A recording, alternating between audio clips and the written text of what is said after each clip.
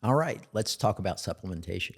This is a topic that I get asked about quite a bit, and especially because the literature is so wildly changing on a daily basis. This week there was the thing that healthy seniors who take a multivitamin don't show any death rate benefit. I mean, it's kind of a bizarre study, and it doesn't take into account every other aspect of that person's lifestyle, the context of that person. So I don't like studies that are done like that. The studies that are done in the lab are generally done on monoclonal animals. So they're all genetically identical. They're in the exact same environment. They're eating the exact same food. They can control for all of that. They have the same social interactions, all of this stuff, the same amount of exercise. We don't have that when we do studies on supplements in the general population. We will pick a single metric usually, or maybe two or three metrics that we'll try to focus on. And that's really reductionistic. And the human system is not a reductionistic system. It is not a simple system or a complicated system. It's a complex adaptive system by definition. So you have to look at the organismal level, the level of the whole human, how it functions, rather than looking at the individual parts that make it up, because we are not the sum of our parts. We're much more than that. And so I have a certain philosophy that I go by with supplementation. And I ask three questions. Why? What are your goals? And how are you confirming that this is working for that? So the first question, the why. Why are you taking this? So when I have a new client, I'll have them give me their list of supplements, and I will get like either zero or anywhere from 0 to 45 daily supplements. And what I do is I go through each one of them and I'll say, okay, well, why are you taking this one? And a lot of times they can give me a pretty decent answer for most of them there, but a lot of them will say, well, I read about this and it said it was really good for that. And so I will generally mark that off. It doesn't mean I'm not going to put it back in later, but I'm marking it off for the reason. And then sometimes they'll give me a good reason, and I'll say, okay, and what are you measuring to make sure it's doing what you're wanting it to do? This is the one that most people will not have an answer for. And this is another one that I will highlight that supplement, and that means we're gonna dive into this and decide if this is something that is what they need for that purpose. So those are the three questions you should always ask. Having read about it for X, Y, or Z is one thing, but how are you measuring the way that it's doing that? And people will say, well, that's really vague. Well, I have some kind of um, general approaches that I'm going to talk about later of how we can really focus on that. So let's talk about the way I do supplementation for myself. I have four categories of supplements that I use. So I have my foundational supplements. Foundational supplements are ones that I feel from the science and from following my blood work, I can really tell that they're doing what I'm hoping that they're doing. The foundational ones are ones that I just generally recommend for most people. Those would be a good low-dose multivitamin, a good high-quality fish oil for sure, B12 of some sort, either a sublingual B12 or an injection of B12 on a weekly, monthly basis. This is because most people, your gut bacteria like eat up, they utilize oral B12. So when you swallow B12, you're generally absorbing about 1% of what you're taking in. At least with the sublingual, you're absorbing about 10%. So you can do that on a daily basis, and you're going to have adequate amounts of B12. And with the shot, you get basically 100% of what you're giving. And B12 is a water-soluble vitamin because it does not accumulate in the body. If you have too much at any time, you just pee it off. That's what happens. You pee off the B12, and people will say, well, that makes expensive pee. No, it doesn't. It's B12 is super cheap. So I do recommend B12 on a daily basis, and I do measure levels. And so I've seen the positive effect of that. Vitamin D3, this is a big one to take. Generally, most people don't get to the level that we find that's optimal.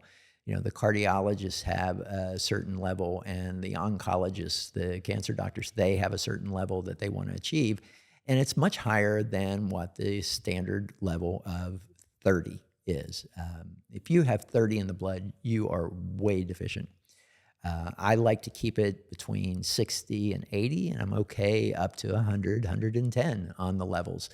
I have not seen anything in the literature on negative outcomes from that. And if you have any of that literature that talks about that, let me know, because I have done deep dives into the research on this, and I do see literature that talks about the benefits of that. And most people aren't going to generally get that from sun exposure. And sometimes your genetics aren't ideal for converting the D3 into the active form. And that's an important reason to know your genetics, because you could have like really good levels of D3, but guess what? D3, which is 2-hydroxy D3, that is the precursor to the active form. But because it's the most abundant, that's the one we measure in the blood work. And we just assume that a high level of 2-hydroxy D3 is great. But if you have certain genetics, which a lot of people do, I think it's about 25-30% of the population have low conversion of the 2-hydroxy D3 into the 1,25-dihydroxy D3, which is the active form. And you can measure that in the blood. It's a little bit more expensive of a test. But if you carry the genetics, it's really important to know that, because you could have high levels of 2-hydroxy D3 and be very deficient in the active form of it. So D3 is one that I generally recommend, but I also like to monitor that one for sure. So those are my foundational my foundational vitamins section. And then I have my biospecific section. These are the supplements that I'm using to really correct for something that's not there.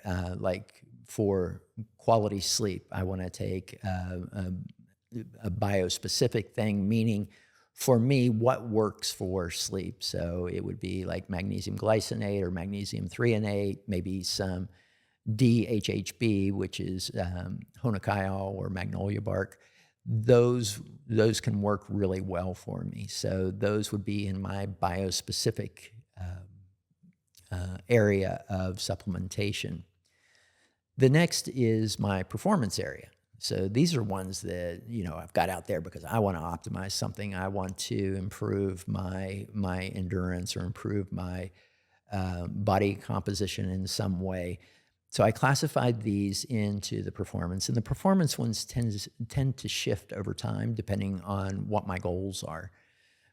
And then the last category is my age rejuvenation category, because these are the ones that I'm putting money in the bank for the long-term investment. These are the ones that I focus on the research, and I will still do things to measure how they're working and make changes based on what I'm seeing in this. And I'm going to talk about how you can do the different measurements for them.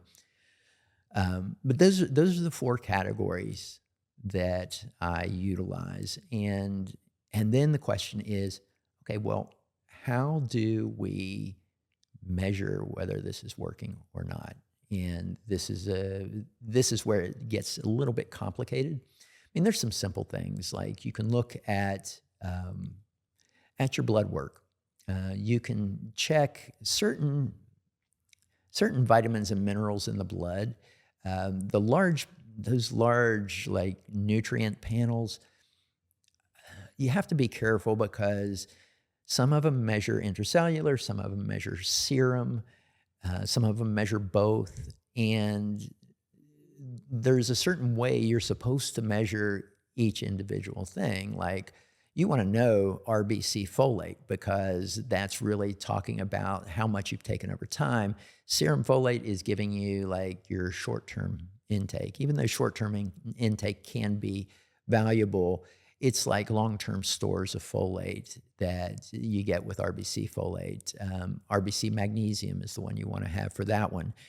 And especially ferritin levels when it comes to iron, because serum iron levels are super fickle. I mean, they can change as much as 100 points in the course of a day. And yet we still use that as a measurement. I don't prefer that way of doing it because total body iron stores is what we're measuring with the ferritin level. And I see so many people that get ferritin levels below the 30 mark, even the 20 mark. I've had some people in single digits, especially vegetarians. They tend to not get much in the way of iron. They'll take a supplement, but mostly it's a non-heme-based iron.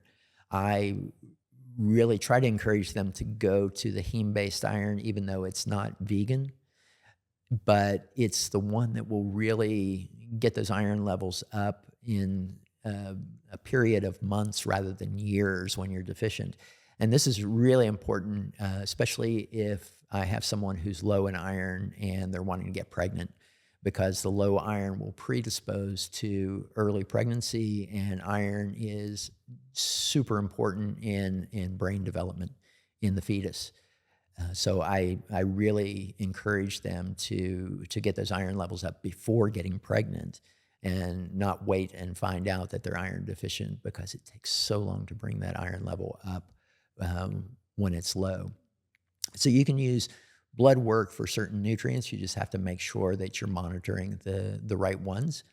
One of the general markers I use for vitamin and nutrient deficiency is the MCV. The MCV is what's called mean corpuscular volume, and we get it all the time on a CBC or a hematologic panel. You know, there's the basic hemoglobin, hematocrit, white blood cells.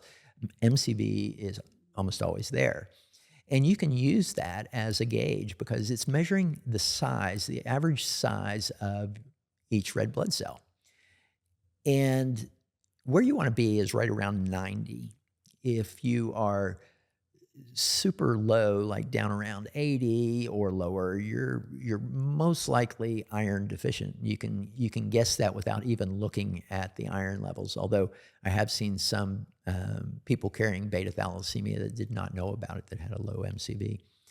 And the other end of the spectrum is the high MCV, or they call it macrocellular. So the size of the cells gets up over 95, 97, 100. Then it's really cool because anytime I see that, I will ask my client, I'll say, "You're not taking your multivitamin, are you?" And they'll say, "No, I'm not taking it regularly. Been trying to." It's the way I can tell whether they're taking the multivitamin, because people taking quality multivitamin, even low dose, we can keep that MCV generally in that 89 to 93 size range, and that's where I know that they're in a sufficient state of vitamin and nutrients. Or generally, I mean, sometimes I'll get a really high MCV because they're not taking in enough folate, so increase their folate and it will come down.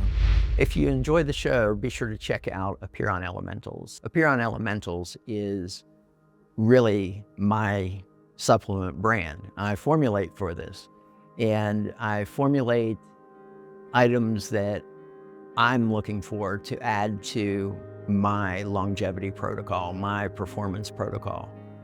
That's where this arises. And so these are the supplements that I take, and these are the ones that I recommend for most people. Check out Apeiron Elementals today. But these are things that I can utilize to measure this, and you can too. Some other things that we can use are specific tests, like vitamin D levels. We can use to assess that. We can get an omega check, which is a really cool test. So it breaks up all of your red cells and measures how much fat is there, because the red cell membranes are made up of fat. And because red cells are made and turned over every 3 to 4 months, that is a record of our fatty acid intakes over that 3 to 4 month period. So we can look at your omega-9s, your omega-6s, your omega-3s, and look at ratios of omega-6 to 3. And it's just really telling, because I use that to try to get people to get into a 4-to-1 omega-6 to 3 ratio, just so that we get into a really strong anti-inflammatory state in the body. When we have high levels of omega-6 and low levels of omega-3, this is the typical American diet. And the typical American has somewhere in the range of, I think, 20 to 1, and our goal is 4 to 1. This is the French paradox or the Italian paradox, where they consume more fat, but because it's omega-3s and monounsaturated fats like olive oil, they have less heart disease than us. And it comes down to this omega-6 to 3 ratio. So this is a test you can measure every couple months. I generally recommend every 6 months to get a rough idea of where you are. And some of the newer tests that I'm seeing that have been guiding me is like one called the metabolomics test by a company called Iolo. And we offer this test in the office. And we do it every 6 months on most of our clients. I do it every 3 months for myself, and it's pretty amazing that the insights that I get with that, because it measures the health of different organ systems based on metabolomic products in the blood. These are products of metabolism that generally represent that organ system, and this was, I believe it was from studies in a Stanford lab that they kind of broke off and became a company to test this for the public. But it's one of my favorite tests right now for measuring and guiding supplementation in the system. One of the things I found that my spermidine was actually low, and I started taking one of our longevity formulas that had 3 milligrams of spermidine in it, and my spermidine level came up to a healthy level at the next test, 3 months later. So I was thrilled to see this actually translating into an outcome that this Iolo test, and they test a ton with this. I mean, they're testing almost every organ system. They're testing the age.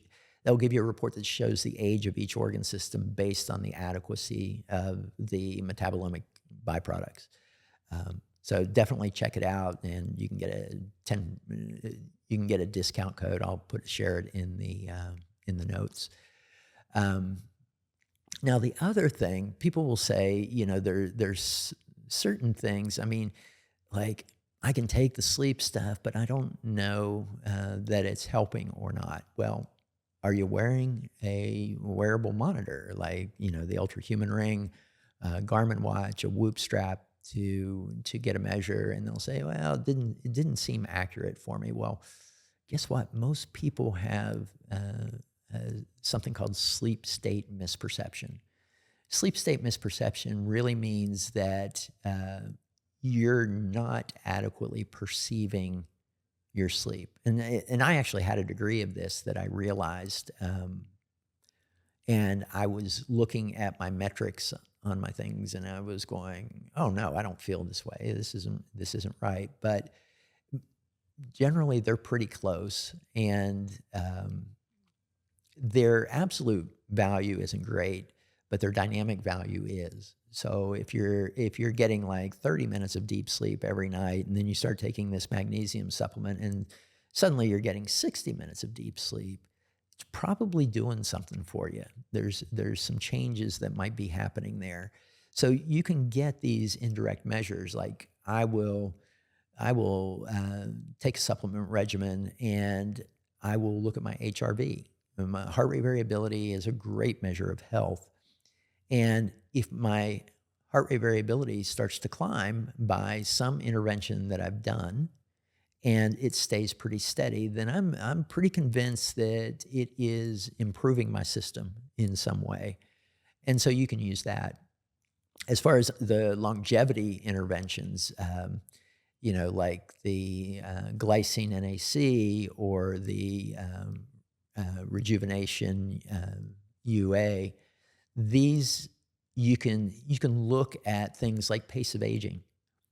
Pace of aging is not too expensive a test. It's from True Diagnostics. You can get the full test, and I think it's around $500.